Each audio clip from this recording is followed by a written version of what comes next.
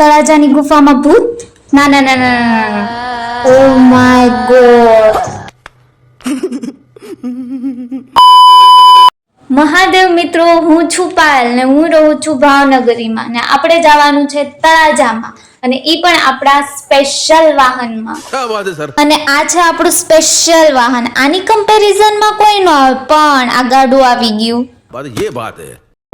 Special વાહનમાંથી આપણે તળાજા તો પહોંચી ગયા, પણ ડુંગરા પર જવા માટે આપણે હાલીને જવાનું હતું, એ પણ 1 કિલોમીટર. અને હાલતા હાલતા મને થયું કે લાવ ને ડુંગરા સાથે હાઈટ જ માપી લઉં.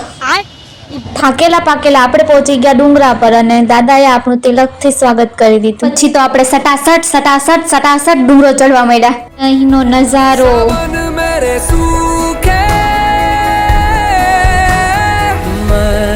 રૂકો હજી આગળનો નજારો તો જોવાનો બાકી જ છે ને. આપણે પહોંચી ગયા તળાજાની ગુફામાં. અરે ગુફામાં નહીં, ગુફા જોવા. અહીં તમને બૌદ્ધ ધર્મની 30 જેટલી ગુફા જોવા મળશે, જે 2જી સદીમાં કોતરાવવામાં આવી. અહીં તમને રસ્તો બહુ જ ખતરનાક જોવા મળશે, તો મારી સલાહ છે, ફ્રી એડવાઇસ, કે ધ્યાનથી જવું, નહીતર અહીંથી પડશો ને તો હાડકું હાથમાં નહીં આવે. અહીં તમને તે સમયના પાણીના કુંડા પણ જોવા મળશે.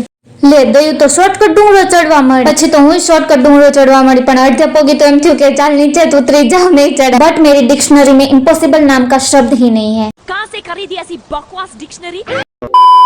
પણ ચપ્પલ હાથમાં લઈને હનુમાન દાદાનું નામ લઈને આપણે ચડી ગયા ડુંગરો, જાણે જંગ જીતી લીધી હોય. તો મિત્રો, વ્લોગ બહુ મોટો થઈ ગયો છે. આપણે બીજા વ્લોગમાં જોઈશું તળાજાની સૌથી મોટી ગુફા.